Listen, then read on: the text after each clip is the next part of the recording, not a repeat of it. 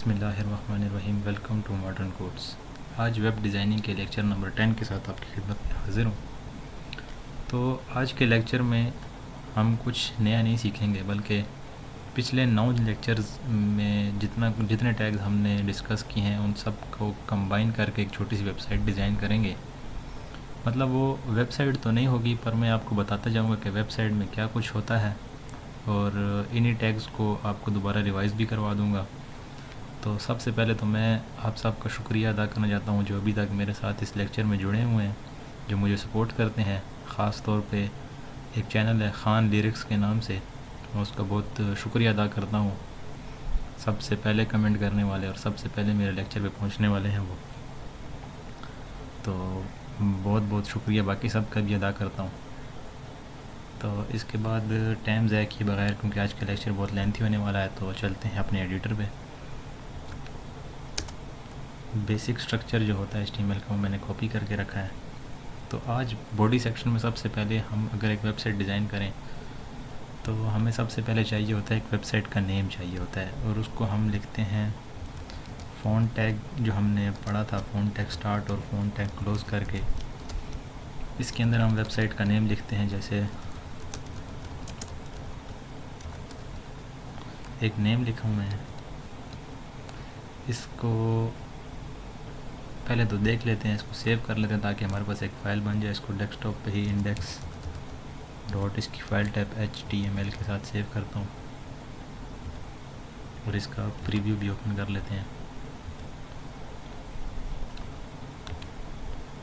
ताकि हम जो काम करें वो इस पर हम देख सकें। तो ये इसका प्रीव्यू ओपन हो चुका है। अब चलते हैं अपने एडिटर पे, और सबसे पहले हम बैकग्राउंड को एक कलर दे देते हैं BG कलर से।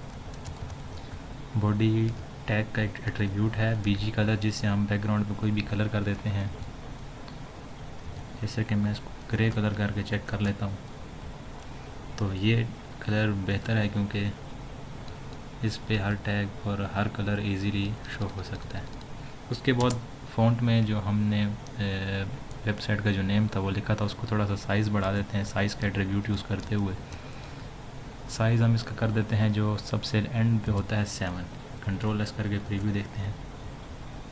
तो ये सबसे पहले एक कोने पे, कॉर्नर पे वेबसाइट का नेम होता है, जो कि हर वेबसाइट पे अगर आप देखें तो इसी कॉर्नर पे होता है। वो इस कॉर्नर पे क्यों होता है? क्योंकि ये इस कॉर्नर पे एक तो सूट करता है, इस वजह से हर वेबसाइट वाले अपने वेबसाइट का नेम इस कॉर्नर पे देते हैं। उसके बाद हम इसका कलर चेंज कर लेते हैं।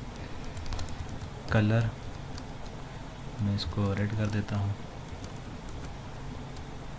तो थोड़ा सा डिस्टर्ब लग रहा है। तो आज मैंने आपको एक और नई चीज़ मतलब बतानी है। तो आपके कलर कोडिंग भी होती है, जैसे कि कुछ कलर्स होते हैं RGB किस्म के। तो RGB में से हम पहला कलर R यानी कि रेड को मैं 90% करता हूँ। उसके बाद ग्रीन यानी कि GRGB होते हैं ना, रेड हो गया 90, ग्रीन को मैं 50% करता हूँ, और B यानी कि ब्लू को भी 50% करके कंट्रोल S करके। तो ये देखिए हमारे पास कोई न्यू कलर बन गया।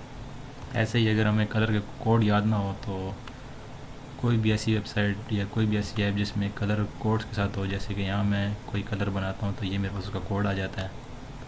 इसे यहाँ से कॉपी किया और इस जगह पे पेस्ट कर देता हूँ। ये देखें एक नए किस्म का कलर आ गया। ऐसे ही अगर हमें कोई भी कलर बनाना चाहें, अगर हमें कोडिंग आती हो कलर की, तो हम अपनी मर्ज़ी का कोई भी कलर बना सकते हैं। तो मैं फ़िलहाल ग्रीन रख लेता हूँ, तो ये अच्छा लग रहा है। इसके बाद हमने सीखा था फ़ॉन्ट का स्टाइल चेंज करना, यानी कि फ़ॉन्ट का जो होता फेस जो था, फैमिली जी थी, यानी इसका एट्रीब्यूट था फेस का।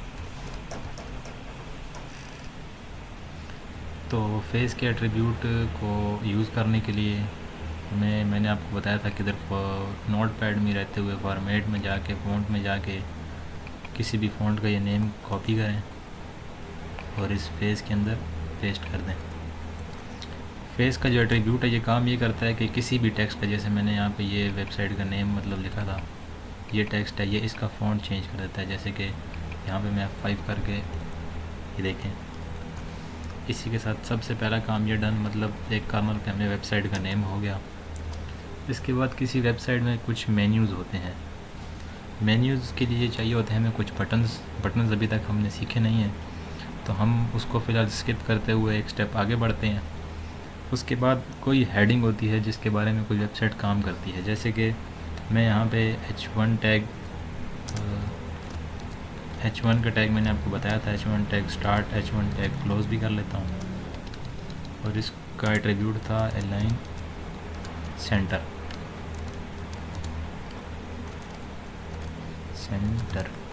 ठीक, कंट्रोल एस करता हूँ, और ये वो काम तो नहीं करके थे क्योंकि मैंने इसमें अभी तक कोई टेक्स्ट नहीं लिखा। तो हम बेसिकली ये भी डील कर रहे हैं वेब डिज़ाइनिंग को, तो मैं यहाँ पे लिख देता हूँ वेब डिज़ाइनिंग के बारे में।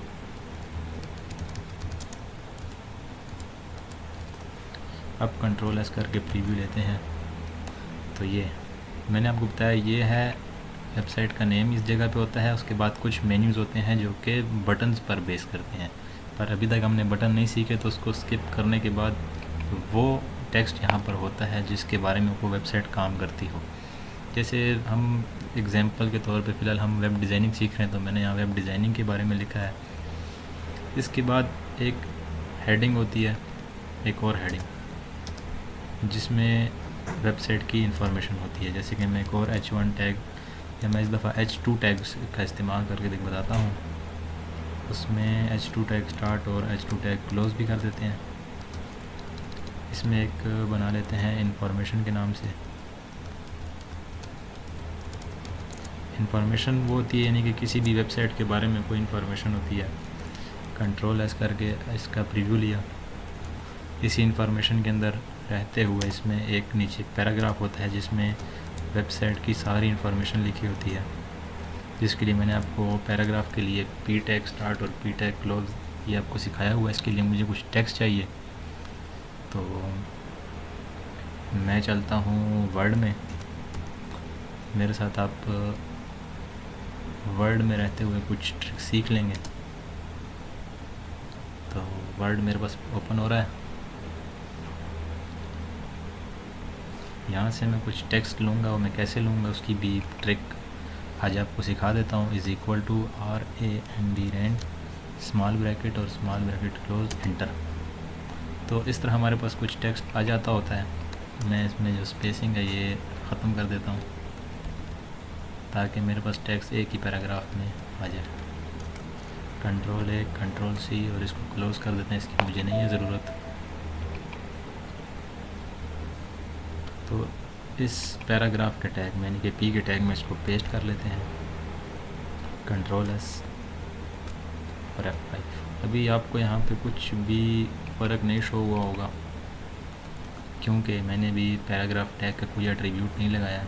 तो एक काम करता हूँ, मैं नोटपैड को पहले मैक्सिमाइज़ कर लेता हूँ, और जो जो टैग हम सीख रहे हैं उनमें स्पेस देता हूँ ताकि आपको अच्छे से नज़र आते रहे।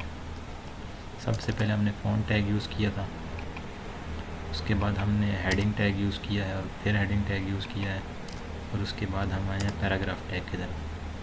तो पैराग्राफ टैग में रहते हुए हम इसको अलाइन, इसको हम जस्टिफाई कर देते हैं।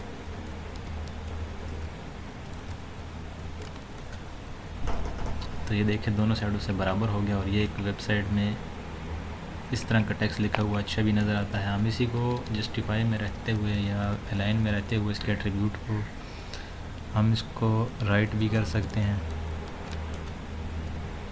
देखें तो ये राइट से ठीक हो गया, और ये लेफ़्ट से वैसा ही है। इसको लेफ़्ट कर देते हैं, तो इस तरफ से बराबर हो गया, और उस तरफ से फिर से टेढ़ा टेढ़ा ये है। इसीलिए हम इसको जस्टिफाई रखते हैं ताकि दोनों साइडों से ठीक रहे। इसके बाद हमारे पास कुछ होते हैं पॉइंट्स जो हम अपने पैराग्राफ टैग के बाद हम अपनी वेबसाइट में शो करते हैं कि हम किन पॉइंट्स पर काम करते हैं। जैसा कि मैंने आपको सिखाया था ऑर्डर लिस्ट और अनऑर्डर लिस्ट, तो मैं उसमें ऑर्डर लिस्ट का इस्तेमाल करके आपको दिखा देता हूँ। उसमें OL टैग स्टार्ट और OL टैग क्लोज़, इसमें रहते हुए LI टैग स्टार्ट और li टैग क्लोज। तो हम वेब डिज़ाइनिंग में कुछ कोड्स को डील करते हैं, जैसे हम अभी HTML को डील कर रहे हैं। इसकी मैं कॉपी निकालता हूँ, Ctrl+C से कॉपी, और यहाँ पे इसको पेस्ट करता हूँ। HTML5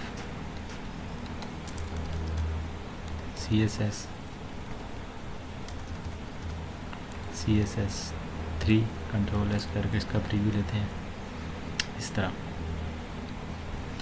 तरह हम वेबसाइट को बनाते हैं। जैसे कि यहाँ पे वेबसाइट का नेम, उसके बाद कुछ इन्फॉर्मेशन जिसके बारे में एक वेबसाइट काम करती है, फिर उसके बाद वेबसाइट की इन्फॉर्मेशन कि ये वेबसाइट क्यों बनाई गई है, इसका पर्पज़ क्या है, और आगे ये किस तरह काम करेगी, और ये किन किन मेथड्स पर काम करती है। इस तरह की एक वेबसाइट होती है। तो आज का जो टैग्स थे, उम्मीद करता हूँ जितने टैग्स अभी तक हमने सीखे हैं लास्ट लेक्चर्स में, तकरीबन सब पूरे हो चुके होंगे।